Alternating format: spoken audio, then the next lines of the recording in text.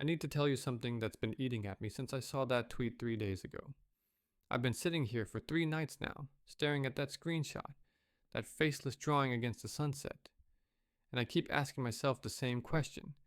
If I knew I had 4 hours left, what would I post? Would I even post anything? You know what the fucked up part is? I've thought about this before. Not in a suicidal way. Don't worry, I'm not making that kind of video, but in a realistic way. Because when you're Gen Z, death isn't this abstract thing that happens to old people anymore. It's real. It's present. It's scrolling through your timeline at 2 in the morning. We watched people die on TikTok during the pandemic. We saw Uvalde. We saw George Floyd. We saw everything. We're the first generation that's had front row seats to global death in real time, in HD, with comment sections underneath. And now this. Nick, a random kid I never met, will never meet, posting his goodbye like it's just another update. 4 hours later, he was gone, and 64 million people saw his final words. I keep thinking, was it enough? Was his life what he wanted? Did he mean what he said? Or was that just the last bit of energy he had to pretend everything was okay? Because that's what we do, right? We perform okayness until the very last second. I'm 22 years old. I live with my family. I'm studying forensic science at university. I even run my own business on the side. And it's doing well. I make good money from it. On paper, I should feel accomplished, successful even. But here's what nobody talks about. I have no idea what I'm living for. I don't know if I'm happy I'm doing all the right things, checking all the boxes, building something, earning something, learning something. But for what? I wake up, I study, I work, I make money, I go to sleep. Repeat. And somewhere in that cycle, I lost the part where life is supposed to mean something, where I'm supposed to feel something other than this constant low-grade anxiety that I'm wasting time I didn't even ask for. And that's the thing about Nick's post that I can't shake. It was past tense.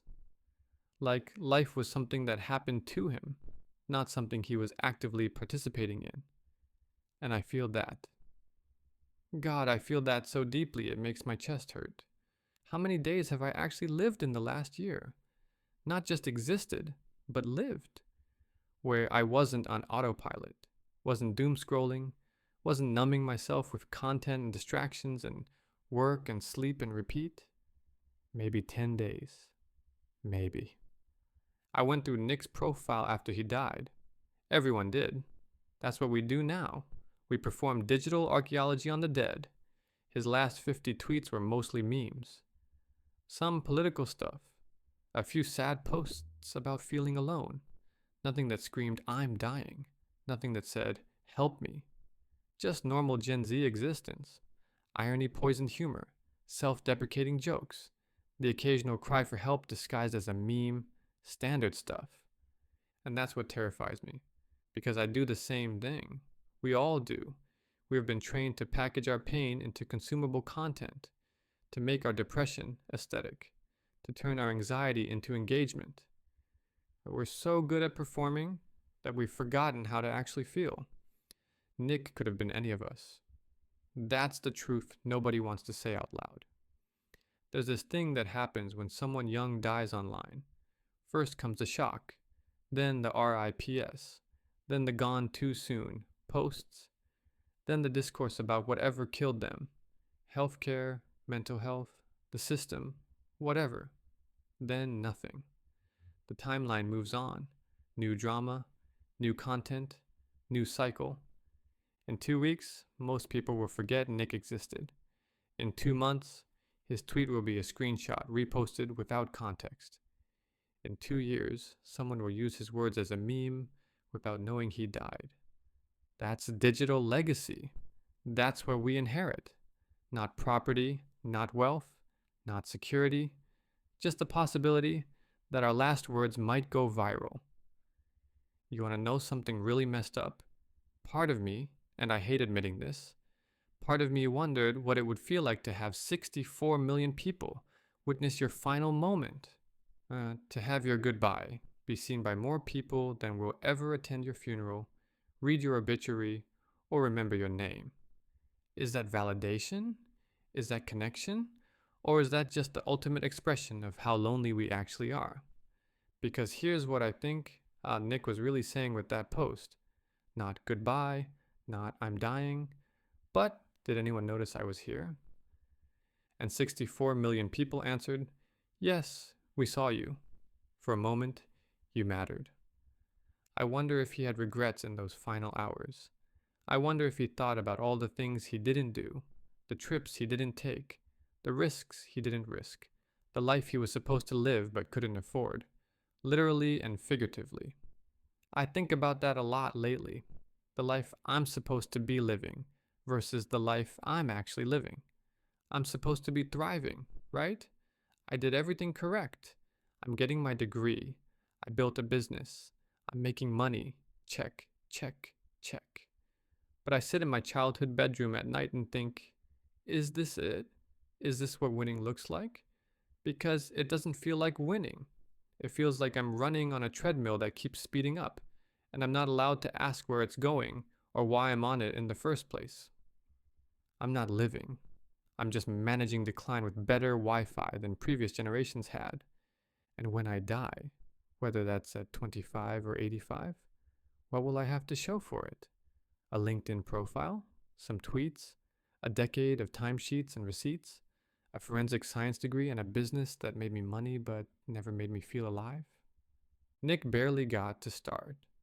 And even though I've had more time, I'm not sure I've done anything more meaningful with it than he did.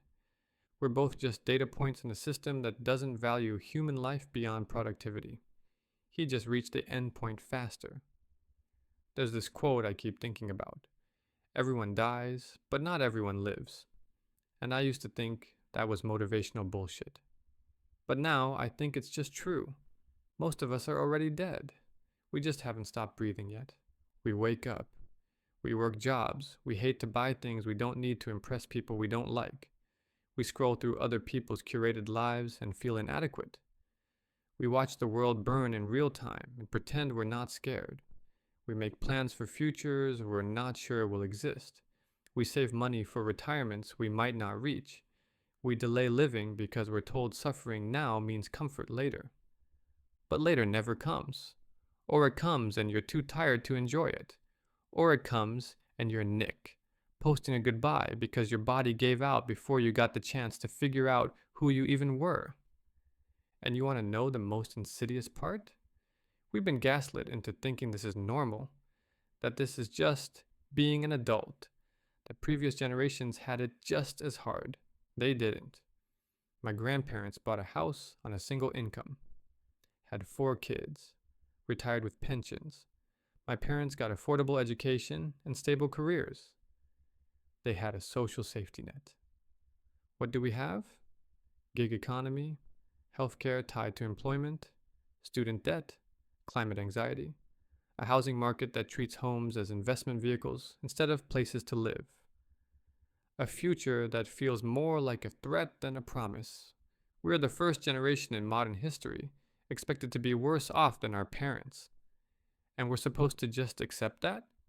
Smile and grind and hustle and optimize ourselves into oblivion? When I saw Nick's tweet, my first thought wasn't, that's so sad. It was, I get it. And that should terrify all of us. I get why someone would choose to share their final moment with strangers instead of keeping it private. I get why he didn't make it dramatic or poetic or profound. Because what's the point? Life isn't a movie. Death isn't a climax. We're not main characters in some grand narrative. We're just here until we're not. And all we can do is hope that someone, somewhere, notices we existed before the algorithm moves on. But here's the thing, and this is why I'm making this video. Why I've been sitting here at 4 in the morning for 3 nights trying to articulate this feeling. I don't want to die having only existed. I don't want my life to be past tense while I'm still breathing. I don't want my legacy to be a screenshot of a post that people share without knowing my name. And I don't think Nick wanted that either. We're not doomed. We're not broken. We're not the problem. The system is broken. The game is rigged. The rules were written for a world that doesn't exist anymore. And instead of adapting, instead of fixing what's clearly not working, they're telling us that we're the issue, that we're lazy, entitled, too sensitive, too online. Fuck that. We're the first generation honest enough to say out loud, this doesn't make sense. This isn't sustainable. This isn't living. And maybe, just maybe, that honesty is what saves us. I can't bring Nick back. I can't undo whatever took him. But I can refuse to let his life be reduced to a viral tweet.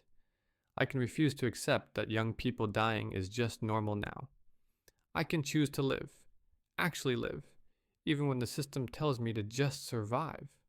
I can build something that matters, even if it's small, even if it doesn't scale, even if it doesn't go viral. I can connect with real people in real ways, even when it's easier to scroll. I can say, I'm not okay, even when everyone expects me to perform okayness. I can opt out of games I never agreed to play. Nick, I hope your life was what you wanted it to be. I really do. But for those of us still here, still fighting, still trying to figure out what the fuck we're doing on this burning planet, let's make sure when we write our last words, whether that's tomorrow or in 60 years, we mean it. Let's make sure it was meaningful, that we lived, not just existed, because that's all we have, this moment, right now, and I don't want to waste it. Rest in peace, Nick. We saw you.